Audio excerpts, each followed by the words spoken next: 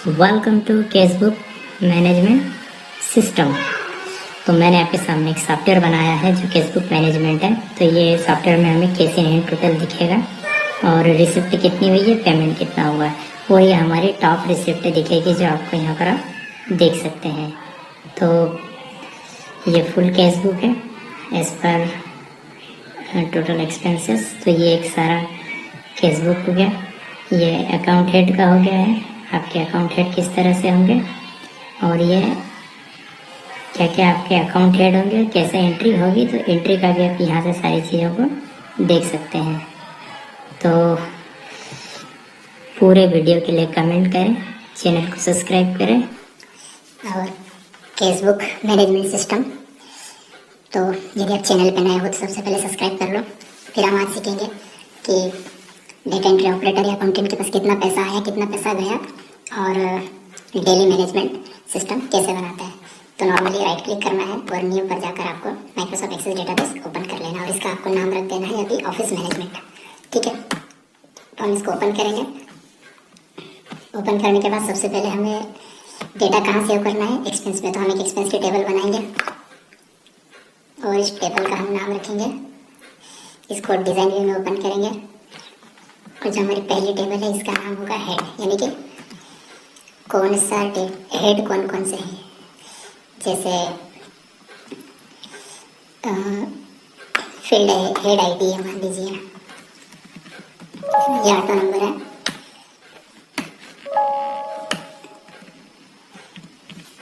तो मैंने थोड़ा सा कॉपी पेस्ट गलत कर दिया। तो ये हेड है, ऑटो नंबर है।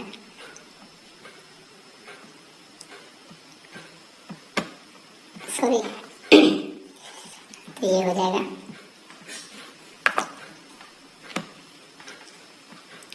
फिर दूसरा का हेड नहीं, तो यहाँ हेड से मतलब है, यहाँ पर क्या, जैसे इसमें आप सोच सकते हो वेतन, सैलरी हो गया। सैलरी के बाद आपका टीए हो गया, स्टेशनरी हो गया। तो ये सारे हेड है। तो ये हमारी हेड टेबल बन गई है। अब हमारी बनेगी केसबुक टेबल। डिज़ाइन व्यू में जाएंगे, टेबल का नाम रखेंगे टीबीएल केसबुक। तो ये सिंपल ऑफिस मैनेजमेंट है। मैंने केसबुक टेबल बना ली। केसबुक टेबल की जो हेड है वो एक एक करके हम, तो एक केस आईडी होगी। केस आईडी यहाँ जैसे यूनिक आईडी होती है, इसका ऑटो नंबर रखेंगे। फिर दूसरा है एंट्री डेट, यानी कि जो डेट है तो किस तारीख को आपने केस का एंट्री करा। तो इसका जो डेटा टाइप है हम वो डेट एंड टाइम ले लेंगे और इसको हम क्या कंपलसरी कर देंगे। तो रिक्वायर्ड को जाके चेक कर देंगे, यस कि ये नहीं डले तो एंट्री पास ना हो। कंपलसरी होता है, जैसे हम देखते हैं रेड बटन वाला आ जाता है। फिर नेक्स्ट है हमारा वाउचर नंबर। तो जो वाउचर नंबर है, वाउचर नंबर ये न्यूमेरिक फील्ड होती है। पर आपके वाउचर में यदि जैसे होता है ना A105, तो फिर आपको टेक्स्ट पर शॉर्ट रखना चाहिए। तो मैं इसे भी न्यूमेरिक रखूँगा क्योंकि मेरे पास न्यूमेरिक वाउचर नंबर है। फिर इसके बाद मैं रखूँगा टाइप, यानी कि आप जब खर्च कर रहे हो उसका टाइप क्या है। तो हम कैलकुलेटर विजार्ड में जाएंगे और यहाँ पर टाइप कर देंगे। तो यहाँ पर मैंने टाइप करके रखा हुआ है ऑलरेडी कि आप जो खर्च कर रहे हो, ये जो पेमेंट की एंट्री कर रहे हो क्या है, पेमेंट है या रिसिप्ट है। तो ये भी हम टेबल में बना देंगे। तो हमें लुकअप विजार्ड लगा देंगे यहाँ पे लिमिट 1, यानी एक बार में ही सिलेक्ट कर सकते हैं। और इस तरह से हमारे टाइप में तो हमने यहाँ पर लुकअप विजार्ड लगा दिया है। ये भी कंपलसरी कर देते हैं, इसको भी रिक्वायर्ड कर देते हैं। तो डेटा टाइप के जो कंट्रोल है ये, और आप यहाँ पर कैप्शन भी लिख सकते हो, बट इसके कैप्शन काफ़ी सिंपल है तो मुझे नहीं लगता। फिर हेड आईडी नंबर है, तो हेड आईडी नंबर पे ये नंबर रखें। इसमें थोड़ी प्रॉब्लम आएगी क्योंकि ये कहीं ना कहीं जो आईडी है, तो हेड आईडी नंबर को हम अभी अमाउंट में इसको कन्वर्ट करते हैं करेंसी में। अमाउंट करेंसी में है, अमाउंट को भी हम कंपलसरी करते हैं कि यदि आप कोई सी एंट्री करो उसमें यदि अमाउंट लिखना भूल जाओ। और इसकी जो डिफ़ॉल्ट वैल्यू है ये बाय डिफ़ॉल्ट 0 रहेगी, क्योंकि कई बार कैलकुलेशन में अगर आप कुछ लिखते नहीं हो तो वहाँ पर दिक्कत आती है। फिर एक हो गया हमारा रिमार्क। तो अभी फिलहाल में नरेशन लिख देता हूँ। शॉर्ट टेक्स्ट है, इसको मैं शॉर्ट की जगह में लॉन्ग रखता हूँ क्योंकि हो सकता है ज़्यादा कुछ हो। तो ये यहाँ पर नरेशन हो जाएगी। कॉमर्स में जो स्टूडेंट है वो नरेशन समझते हैं क्या होता है। तो ये हमारा सॉफ्टवेयर का TBL केसबुक तैयार हो गया था। आप यहाँ देख सकते हो नरेशन भी है, टाइप भी है। जैसे आप ये सिलेक्ट करोगे तो हमारे टेबल, फिर वाउचर नंबर, एंट्री डेट, और इस तरह से ये हमारा तैयार हो गया। नेक्स्ट वन फिर हम करेंगे रिलेशनशिप। तो रिलेशनशिप किसका? टेबल एक्सपेंस हेड और हेड आईडी का। तो ये रिलेशनशिप अभी हम नेक्स्ट जब पढ़िए तब करेंगे। अब अगला है फॉर्म बनाना। तो फॉर्म बनाना है तो ज़्यादातर एक्सेस में जब भी आप काम करो तो जिस भी टेबल का आप फॉर्म बनाओ सबसे पहले उसको क्वेरी में कन्वर्ट कर लो। क्वेरी में कन्वर्ट करने से आपको फ़ायदा ये होगा कि जो आपका डेटा है उसमें एरर नहीं आएगा और बाकी डेटा की तुलना में वो ज़्यादा अच्छे से फ्रीक्वेंट मूव करेगा या अच्छे से चलेगा। ये अभी तक का एक्सपीरियंस है। सो दैट हम इस पर सजेस्ट करूँगा मैं कि आप पहले क्वेरी बना लो, उसके बाद data entry operator form.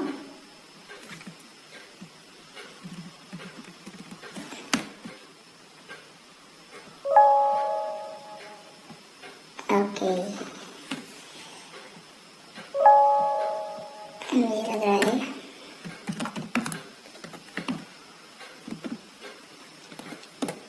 Head QRY head, जो हेड हमने इसके नाम से रख दिया है। तो ये हमारा क्वेरी हेड कंप्लीट हो गया। अब हम बनाएंगे फॉर्म। तो चलिए फॉर्म बनाते हैं। कैसा लगा वीडियो कंटिन्यू आप कमेंट और लाइक सब्सक्राइब करते रहिए क्योंकि आपके लाइक सब्सक्राइब का मुझे फ़र्क पड़ता है। तो पहले इस फॉर्म पर डेटा है तो डेटा है कहाँ से? तो मैं इसका डेटा सेट्स है वो मुझे हेड इसमें करना है। तो डेटा सेट्स मैंने यहाँ पर हेड सिलेक्ट कर दिया है।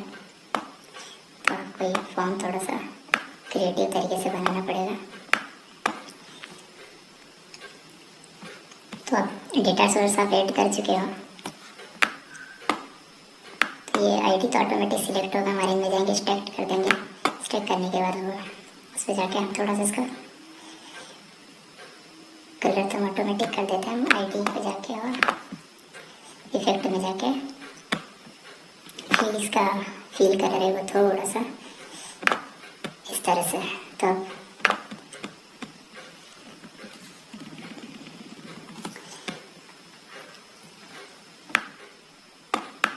ठीक है,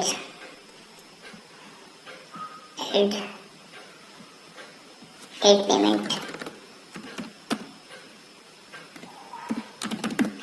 पेमेंट हमने डाल दिया है कि भाई कोई पेमेंट तो ऐड करो। फिर एक डाल दिया। ऐड पेमेंट के बाद में हमने डाल दिया क्लोज फॉर्म कि पेमेंट डन हो जाए तो ये फॉर्म क्लोज हो जाए। तो क्लोज बटन एक लगा दी। तो ये हमारा कंप्लीट डेटाबेस है। अब हम इस फॉर्म को कर देंगे सेव। फॉर्म का नाम जो है वो रहेगा हेड मास्टर फॉर्म, यानी कि जब भी कोई डेटाबेस पर काम करेगा और कोई ऐसा हेड जो इस पर लिखा हुआ नहीं है तो यहाँ से इसको ऐड कर देगा। तो चलिए इसमें एंट्री करते हैं। जैसे मैं कुछ रेंडमली चीज़ें लिख देता हूँ। जैसे ओपनिंग बैलेंस है तो ओपनिंग बैलेंस ऐड पेमेंट कर दिया अपन ने।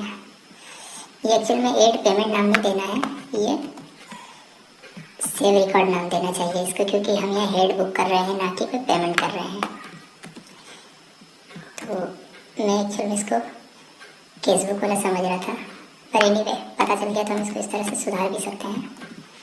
ऐड पेमेंट, डोनेशन प्राप्त हुई या इनकम प्राप्त हुई।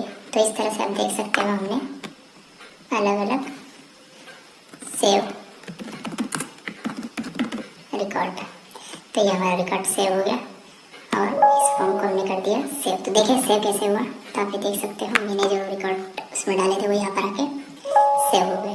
तो इसी तरह से हम केसबुक का भी बना लेते हैं फटाफट। तो राइट क्लिक चेक करते हैं इसका बैकग्राउंड क्या है। तो प्रॉपर्टी में देखते हैं इसका की प्रॉपर्टी में ठीक है, रिकॉर्ड सोर्स हम इसको केसबुक का दे देते हैं, क्यूरी टेबल केसबुक। हम डिज़ाइन में जाएंगे, एड एग्जिस्टिंग में क्लिक करेंगे। तो अब यहाँ पर बाय डिफ़ॉल्ट कुछ चीज़ें तो देख सकते हो।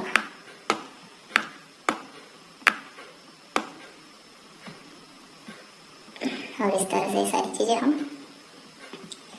एंट्री कर देंगे और इसको राइट क्लिक करेंगे, स्पेशल इफेक्ट में जाएंगे, कलर इसका ऑलरेडी हम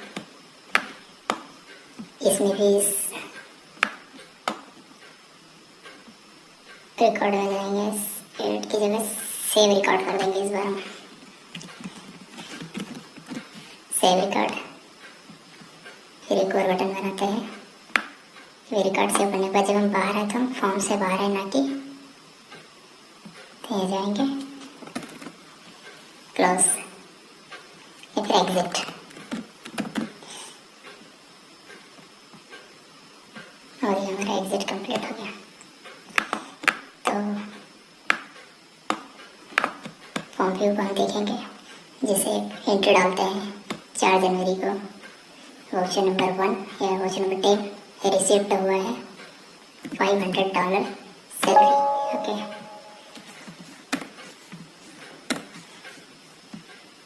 ठीक है। तो करेंसी का चिन्ह लगाया, उसको सुधारना पड़ेगा या दुरुस्त करना पड़ेगा। ओके, फिर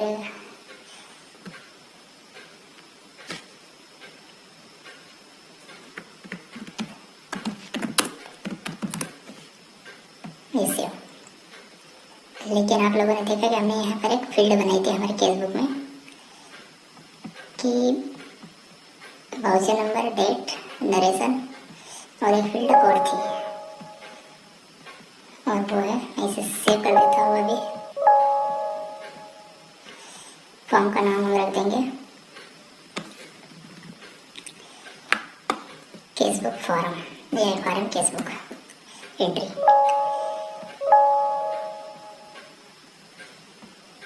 ठीक है, यहाँ पर हम लिख देते हैं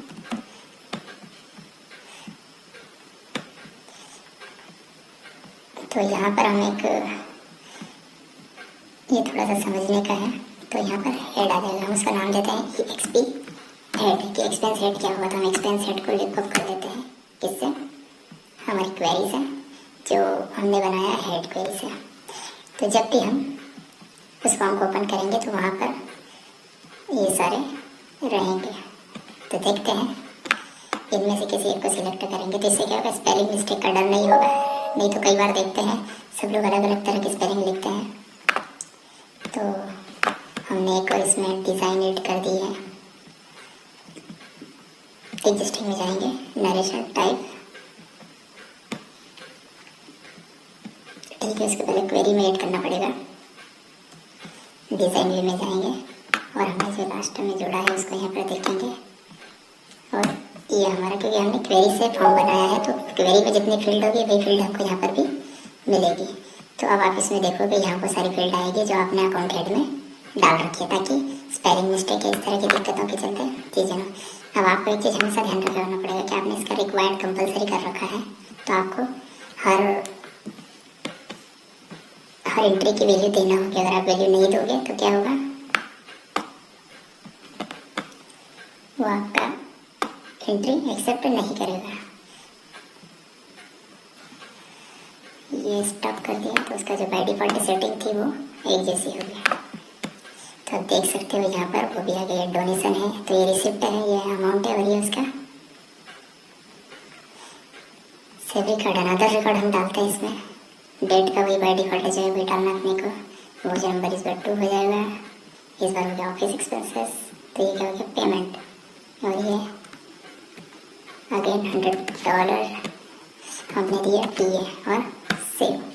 तो ये होकर यहाँ से फिर काम हो जाएगा, तो हम कर देंगे एग्जिट। तो आप ये देख सकते हो एंट्री। अब ये हमारा कंप्लीट टेबल और फॉर्म बन चुके हैं। अब नेक्स्ट है हमारा कि हम इस डेटा से रिपोर्ट कैसे बनाएंगे। तो कितनी एंट्री हुई है, उस एंट्री का पेमेंट कितना हुआ है, उसका कैसे खर्च मैनेजमेंट किया जाएगा।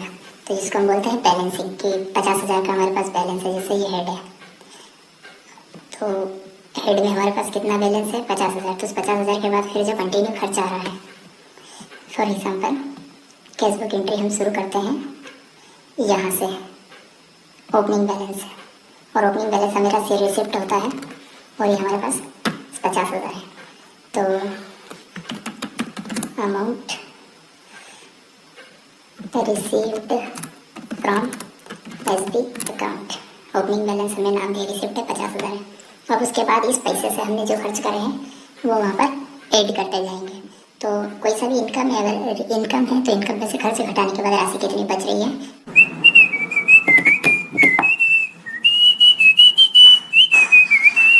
तो दोस्तों हमने टेबल की भी और ये सारी चीज़ें बना ली है। मैं एक बार आपको टेबल बता दूं, टेबल हेड, ये टेबल के हमारे हेड है, और इन हेड में ये हमारा केसबुक है।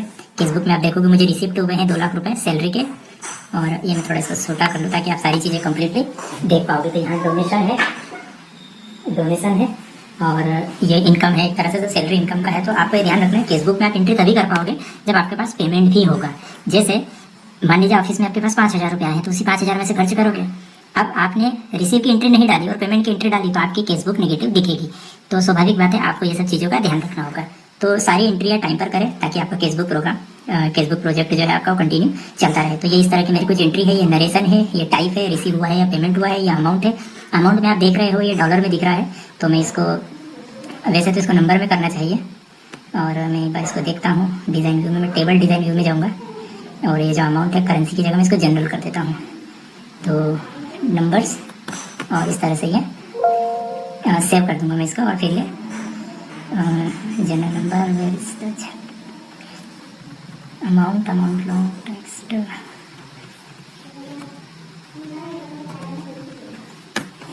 तो मैं फॉर्मेट में जाऊंगा, फॉर्मेट में यहाँ पर ऑप्शन नहीं ओपन हो रहा है, लगता है ये रिपोर्ट ये कहीं ना कहीं। ओके, मैं रिलेशनशिप इसकी डेवलप कर चुका हूँ, रिलेशनशिप बना चुका हूँ इनकी आपस में, आप ये देख सकते हो। तो यहाँ पर ये है, तो थोड़ा सा उसको समझना पड़ेगा। एनीवे, कोई दिक्कत वाली बात नहीं है। तो इस तरह से हमारी क्वेरी कंप्लीट है। अब क्वेरी से हम बनाएंगे रिपोर्ट। तो रिपोर्ट बनाने के लिए आपको कुछ नहीं करना है, फॉर्म बनाने के लिए, रिपोर्ट बनाने के लिए जिस टेबल से आप रिपोर्ट या फॉर्म बनाना चाहते हो उस पर क्लिक कर दो। क्लिक करने के बाद क्रिएट पे जाइए, क्रिएट पे जाने के बाद आप जाए सीधे रिपोर्ट पे, और आपकी रिपोर्ट रेडी। ये रेडी रिपोर्ट को मैं, जैसे आप एक्सेल में फॉर्मेट सेट करते हो उसी तरह से मैं इसको सेट कर रहा हूँ। तब तक आप फटाफट चैनल को लाइक और सब्सक्राइब करो, कमेंट करो, ताकि इसका कंप्लीट प्रोजेक्ट मैं आपके सामने जल्दी बना के रख दूँ। तो ये हमारा अमाउंट है। अब आपको थोड़ा सा इसमें एक जो बेसिक अंडरस्टैंडिंग है उसका यूज़ करना चाहिए, जैसे कि डोनेशन है, ये अमाउंट वाला कॉलम है, सारी चीज़ें तो मैंने इसके प्रॉपर तरीके से सेट कर दिया है। पर आप देख सकते हो ये थोड़ा सा मुझे अनयूजुअल लग रहा है। तो मैं डिज़ाइन व्यू में जाऊँगा, और डिज़ाइन व्यू में जाने के बाद आप ये देख सकते हो, मैं इसको नाम दूंगा केसबुक, ये, और ये हमारी केसबुक, इसका नाम है। डेट एंड टाइम, किस तारीख को आपकी केसबुक की क्या कंडीशन है, ये पेज नंबर है केसबुक का। चाहो तो इसको रख सकते हो, आप चाहो तो इसको हटा सकते हो। एनीवे, अब यहाँ पर इसका जो फॉर्मेट है, मैं चाहूँगा कि हम इसका जो फॉर्मेट है वो एक स्टैंडर्ड कर दें। स्टैंडर्ड मतलब जैसे नरेशन, तो सबसे पहले क्या होता है, आईडी होती है। वैसे इसकी ज़रूरत नहीं होती, आप चाहो तो इसको रखो, पर इस आईडी से, ये जो आईडी है ये 9 नंबर का, तो आप क्या है, डेट आपकी रिपीट हो सकती है। यदि आपके वाउचर नंबर आपके यूनिक होते हैं, तो वाउचर नंबर है तो आप आईडी हटा सकते हो, लेकिन आईडी चाहो तो रख लो। यदि आपके वाउचर नंबर नहीं है तो फिर आप आईडी को ही वाउचर नंबर मानो। तो मेरे पास वाउचर नंबर है, इसलिए मैं केस आईडी यहाँ से हटा रहा हूँ। तो ये हटा दिया है। अब आप ये कंप्लीट इसका जो है, और ये, तो इसको पहले तो हमने एक्सट्रैक्ट कर रखा है, इसको रिमूव लेआउट कर देते हैं ताकि हमारी एडिटिंग प्रॉपर हो सके। और ये डिलीट कर दिया पूरा कंप्लीट, और इसको मैं थोड़ा सा सेट कर दूंगा। अगेन एक्सट्रैक्ट कर देते हैं, इसको मैं टूल बार कर देता हूँ। और अब नेक्स्ट जो है, मैं थोड़ा सा इसको सेट कर दूंगा। ये पूरा कंप्लीट मैं इसको कॉपी पेस्ट कर दूंगा। कॉपी पेस्ट तो नहीं, अभी मैं इसके जो कलर फॉन्ट है वो थोड़ा सा ऐसा करूँगा जो आपको दिखने में भी थोड़ा अच्छा लगे। तो आप ये देख सकते हो थोड़ा सा ये, पर फिर भी हेड और ये सारी चीज़ें भी हेडर और ये थोड़े उस तरह के दिख रहे हैं। तो मैं इसका जो कलर कोडिंग है, ये वेल यहाँ पर थीम्स भी है काफ़ी अच्छी, आप इस थीम्स को भी ट्राई कर सकते हैं कैसा लगता है। तो ये थीम में भी ऑटोमेटिकली दिखता है, बट क्योंकि हमारा ऐसा कुछ वो नहीं है, तो सबसे पहले तो इसका जो कलर फॉर्मेटिंग है, ये आप यहाँ देख सकते हो, फिल कलर वाइट, और ये केसबुक अलाइनमेंट सेंटर, और रिपोर्ट का हेडर, रिपोर्ट का फुटर, यदि आपकी ऑर्गेनाइजेशन का नाम, आपकी कंपनी का नाम, आपके इंस्टीट्यूशन का, आपके प्रोप्राइटर का नाम, तो आप यहाँ लिख सकते हो। तो देखो सबसे पहले डेट आएगी, डेट आने के बाद वाउचर नंबर आएगा। ऑब्वियसली वाउचर नंबर के बाद आएगा क्या है, ये प्राप्ति है या भुगतान है। तो टाइप में मैं कर दूंगा रिसीव्ड एंड पे। तो ये समझने के लिए काफ़ी अच्छा रहेगा कि ये टाइप क्या है। तो यहाँ पर ये रिसीव्ड है या पेमेंट है, फिर ये अमाउंट हो जाएगा। अब जो अमाउंट है मैं चाहूँगा कि मैं अमाउंट को यहाँ पे रखूँ ताकि अमाउंट के बाद जस्ट उसका बैलेंस दिखे। अकाउंट हेड आ जाएगा, तो अकाउंट हेड भी इसका यहाँ पर आ जाएगा और फिर आ जाएगी इसकी नरेशन। तो इस तरह से हमारा ये कंप्लीट हो जाएगा। तब ये देखने में भी थोड़ा सा हमको अच्छा लग रहा है।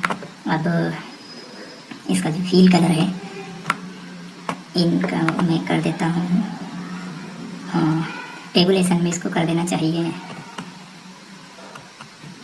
तो ये सेलेक्ट ऑल, अरेंजमेंट में कंट्रोल, ये नेरो है, मीडियम और वेट है, तो हम इसको नॉन कर देते हैं। जिसका पेडिंग है वो उसका नॉर्मल कर देंगे। ये टाइम को मैं हटा दूंगा, डेट को मैं रहने दूंगा। और आप चाहें तो डेट को भी हटा दीजिए क्योंकि मेरा थोड़ा प्रोफेशनल क्यूरी में बना रहा हूँ, प्रोफेशनल केसबुक बना रहा हूँ, तो मुझे इस टाइम की कोई ज़रूरत नहीं है। फिर मैं ये जो अतिरिक्त एक्स्ट्रा स्पेस दिख रही है, मैं इस एक्स्ट्रा स्पेस को यहाँ से प्रॉपर तरीके से रिमूव कर दूँगा।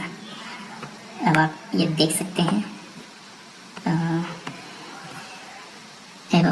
इम्पोर्ट है, क्रिएट डेटा सेट, फिर डेटा टूल से फॉर्मेट है। फॉर्मेट में यहाँ पर मैं इसको लेआउट व्यू में जाऊँगा। लेआउट व्यू में जाने के बाद मैं फॉर्मेट में जाता हूँ और फॉर्मेट में मुझे चलिए ठीक है। तो आपके पास कंप्यूटर में जब ये फॉर्मेट व्यू ओपन होगा तो आप इसका सेट कर देना प्रॉपर। ये जो अतिरिक्त है ये मैंने हटा दिया है, केसबुक के ये लोगो मैंने पूरा हटा दिया है और इसको मैं लेफ्ट कर दूंगा। इसका कलर मैं कर दूंगा टोटली ब्लू।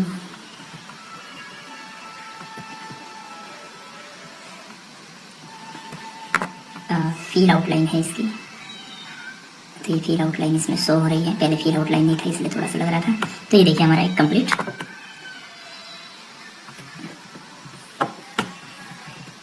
तो अब आप यहाँ देख रहे हो कि मुझे रिसिप्ट हुआ डोनेशन या इनकम, और इसका जो रिसिप्ट हेड है डोनेशन, इनकम है सैलरी, तो नरेशन है सैलरी।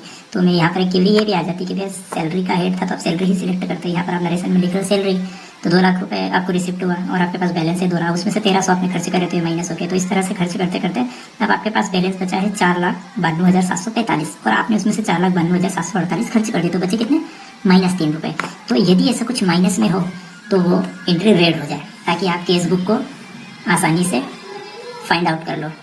तो मैं एक न्यू रूल क्रिएट करूँगा जहाँ पर मैं बिटवीन की जगह इक्वल्स टू या लेस देन 1 कर देता हूँ कि 1 या 1 से कम हो, तो ये एंट्री का जो फॉर्मेट है वो रेड हो जाए या ब्लू हो जाए। तो ये एक पूरा कंप्लीट होगा जो देखने में आपको अच्छा लगेगा। और माइनस में तो वो ऑलरेडी है ही, तो अब कोई सी भी एंट्री यदि माइनस में होगी तो वो आपको यहाँ पर ऑटोमेटिक शो हो जाएगी। अब मैं इसको कंट्रोल सेव के साथ इस रिपोर्ट को सेव कर लूँगा। तो केसबुक रिपोर्ट और मैं इसको कर दूँगा सेव। ठीक है, तो ये हमारी रिपोर्ट सेव हो चुकी है।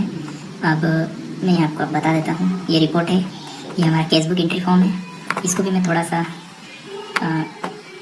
सेट कर देता हूँ। Good right click, special effect में अंडर, फिर ये ठीक है। अब मैंने क्या करा है कि बैलेंस है, यदि बैलेंस अभी एट प्रेजेंट मेरे पास कितना बैलेंस है तो बैलेंस भी टोटल मुझे एक जगह दिखे।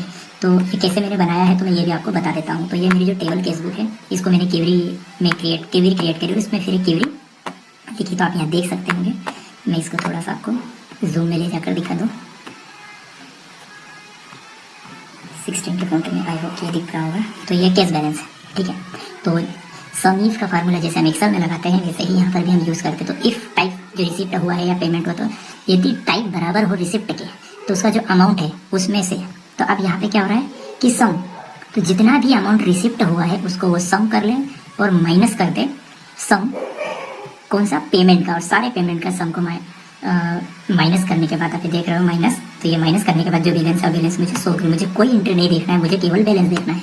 तो दैट्स इट, ये हमारे पास कैश बैलेंस आ गया। तो इस कैश बैलेंस का हम यूज़ कैसे कर सकते हैं, तो देखिए इसके लिए हम क्या करेंगे, हमारा जो फॉर्मेट है अब हमने बना दी है रिपोर्ट में क्वेरी। तो अब उस क्वेरी में जो जो चीज़ें हमें मिली है वो हम अलग अलग तरीके से यूज़ कर सकते हैं। जैसे कि ये लिस्ट बॉक्स है, तो मैं लिस्ट बॉक्स ओपन करूँगा, ये लिस्ट बॉक्स ओपन, और हम ये नेक्स्ट करेंगे, क्यूरी सिलेक्ट करेंगे और ये जो क्यूरी बैलेंस है इसको यहाँ सिलेक्ट करेंगे। तो केस बैलेंस जो हमें क्यूरी में दिख रहा था वो यहाँ पर प्रॉपर तरीके से शो हो रहा है। और अब हम इसे यहाँ पर ये देख सकते हो आप, बैलेंस इसमें यहाँ प्रॉपर दिख रहा है। और नेक्स्ट करेंगे, हमें इसको कहीं सेव करने की ज़रूरत नहीं है। और इस तरह से हमारा ये जो केस बैलेंस है ये आ चुका है। अब हम क्या करेंगे, ये जो केस बैलेंस है, अब जैसे आप फॉर्म ओपन करोगे तो आपको ये केस बैलेंस यहाँ पे दिखेगा। तो इसको मैं थोड़ा सा ये जो फॉर्मेट पेंटर है, तो ये जो फॉर्मेट इसको इसने पेंट करा और इस पर सिलेक्ट करेंगे तो इसको यहाँ पर वो एज इट इज़ अप्लाई कर देगा। नॉर्मली जो आप यूज़ करते हो ये फॉर्मेट पेंटर ये, अब मैं इसको मेरे हिसाब से कंप्लीट कर दूँगा। तो आप ये देख सकते हैं। अब मैं इसमें यहाँ पर भी वो फॉर्मेट वाला कंडीशन लगा देता हूँ। तो ये अच्छा, यहाँ पर आके देख सकते हो हाइड हो गया है। डिज़ाइन व्यू में ट्राई करते हैं, शायद ये डिज़ाइन व्यू में दिखे फॉर्मेट्स। यस, फॉर्म के ऊपर ये नहीं दिख रहा है, तो हम इसके लिए फिर VBA कोड लिख सकते हैं कि यदि ये माइनस में दिखे तो इसका जो कलर है वो रेड हो जाए। एनीवे, और ये हमारा फॉर्म मैं एक बार सेव कर देता हूँ। सेव करने के बाद आपके सामने फिर फेसबुक का फॉर्म ओपन करूँगे। अब मैं आपको बता रहा हूँ, जैसे आप एंट्री करोगे, मान लीजिए ये न्यू एंट्री डन, अब न्यू एंट्री कर रहे हैं, आज की डेट है और आज आपने आपका जो 45 नंबर का वाउचर था जिसमें से आपने पेमेंट किया है, अब आपको पेमेंट करना, तो आपके पास पैसा है या नहीं, तो आप देख लोगे कैश इन हैंड कितना है आपके पास। अब आपके पास पर्याप्त कैश इन हैंड है तो आपने 4500 रुपये दे दिए। और नरेशन है हमारा, अगेन नरेशन है ये ट्रैवलिंग अलाउंसेस, ठीक है। और आपने ये इसको ऑफिस एक्सपेंसेस से रिलेटेड जो है उसमें बुक कर दिया और आपकी entry done, record successfully save. और अब आप इसको रिफ्रेश करेंगे। हालांकि मैं इसको जब अब नेक्स्ट टाइम इसको इस कोड में मैंने VBA लिखा हुआ है कि आप इसको सेव करेंगे, तो ये आप यहाँ से मैं इसको जाता हूँ, राइट क्लिक करता हूँ। आप ये देख रहे हो मैंने इसकी नीति हाइड कर रखी है, तो मैं इसकी प्रॉपर्टीज़ में जाऊँगा। प्रॉपर्टीज़ मेरे सामने ओपन हुई है, तो प्रॉपर्टीज़ के इवेंट में जाकर मैं जो इसका ऑन क्लिक इवेंट है उसको ओपन करूँगा। तो आप ये देख सकते हो यहाँ पर है सेव रिकॉर्ड होगा। पहले रिकॉर्ड को हम सेव करेंगे गाइड करने के लिए, तो मैं ये VBA कोड भी आपको डिस्क्रिप्शन में दे दूँगा। Do CMD run command account save record, ये मैक्रो से भी। फिर फॉर्म को रिफ्रेश करने के लिए हम करेंगे do CMD go to record और अकाउंट न्यू रिकॉर्ड, और फिर मैसेज होगा ये आपका जो डेटा है ये सेव कर लिया है। तो ये रिफ्रेश करेगा और न्यू रिकॉर्ड आपको देगा। तो हम इसको सेव कर देते हैं।